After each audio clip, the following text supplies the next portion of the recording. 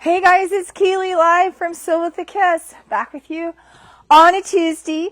Last week we had yarn just had been piling up since we got back from Chicago from the trade show, but I did manage to find the time to finally put it out and find a home for it. We finally, the Koigu on the shelf looks much better, doesn't it? Yeah, than random stuff. Looks beautiful. Okay, what else do we have? Oh, the sock yarn, the Zabber ball, found a home. These are just so cute. This is the Crazy Pearl and the Zabber ball. You gotta love those. Oh, and I think last week I showed you we got the Cotton Air in from Dando. Now you can kind of see it all in its glory. Like I said, I think that's going to replace Cotton Fine. I still love Cotton Fine, but if you maybe did not love Cotton Fine, especially when to wind it into a ball and it was a mess, put it this way. Our friend Shonda Lynn, she winds a lot of yarn first.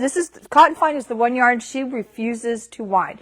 She will not do it. So I had some Cotton Air for her to wind. I said, why don't you try one ball? She wound them all. So it gets the Shonda Lynn yarn winding stamp of approval.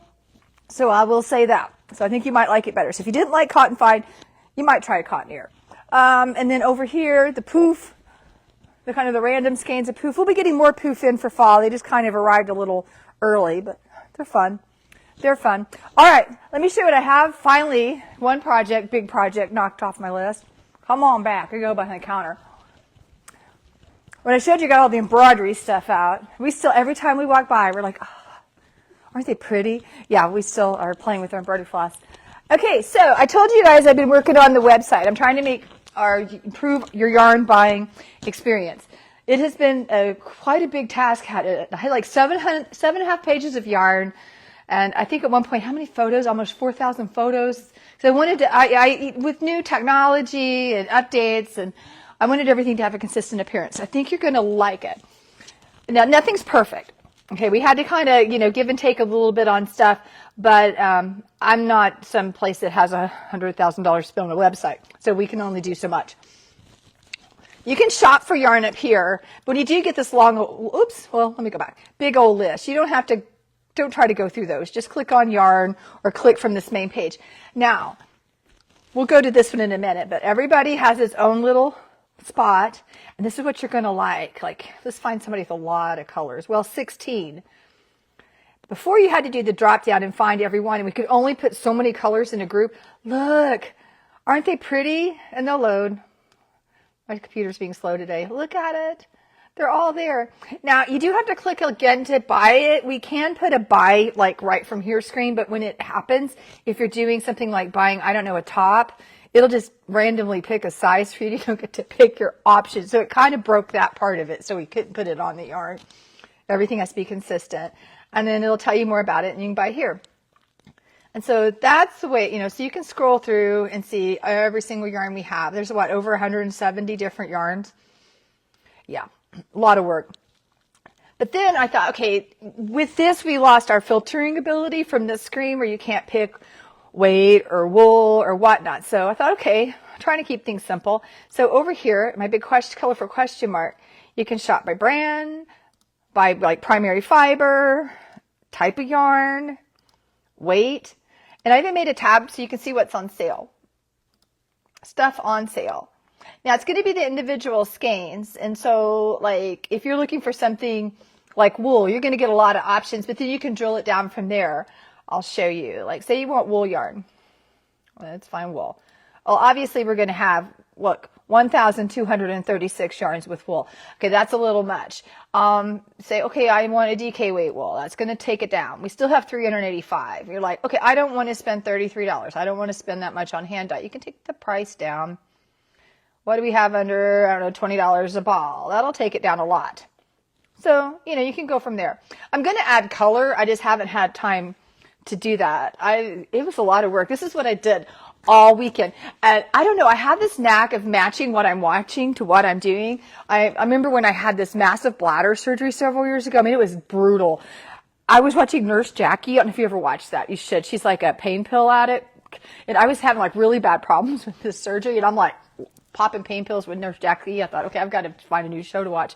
But with this one, I'm watching Severance. I don't know if you've seen it. You need to. It's on Apple TV. It's weird. Nobody really knows what it's about. But they basically work in an office and they do what? Micro data processing, and they just click on things all day long. That's what I was doing the whole time. So I'm here clicking. I have clicked so many times, I'm surprised I still have fingers to get all this to happen while I'm watching that show. I was beginning to think that I had been severed, but I have not.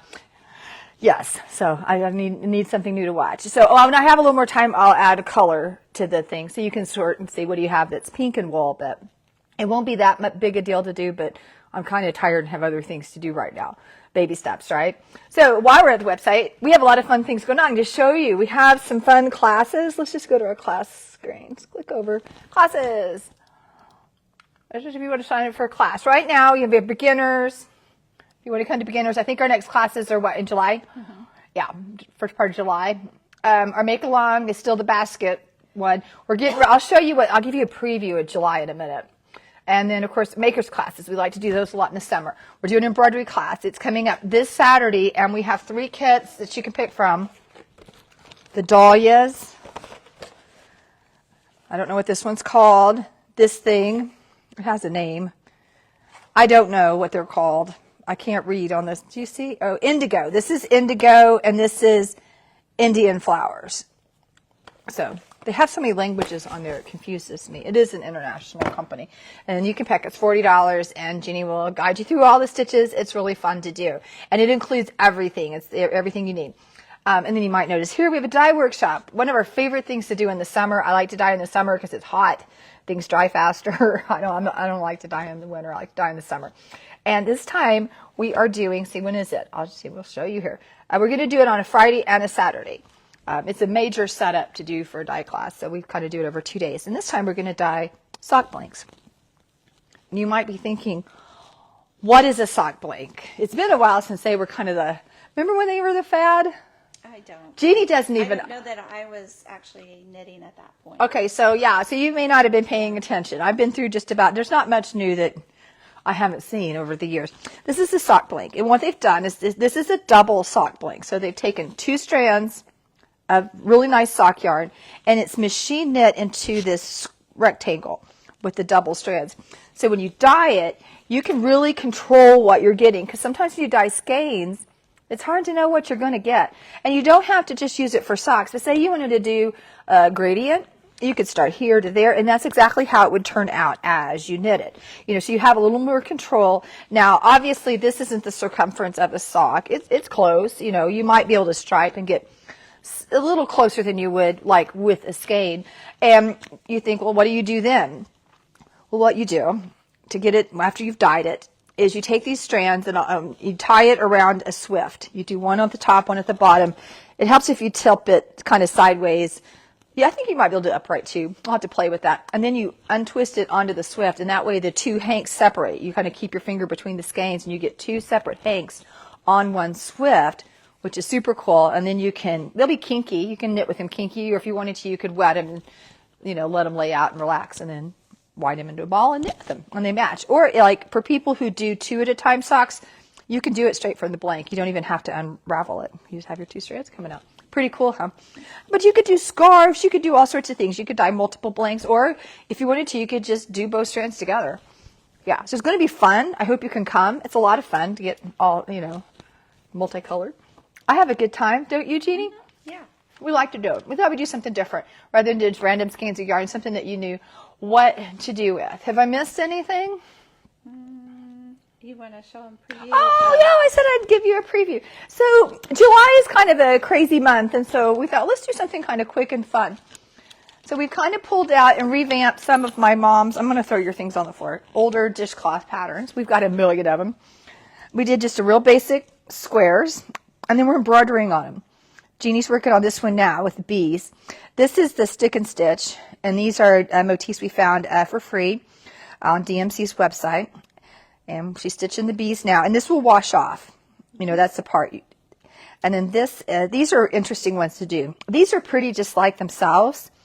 You don't have to embroider on, but we are just because we can. Mm-hmm.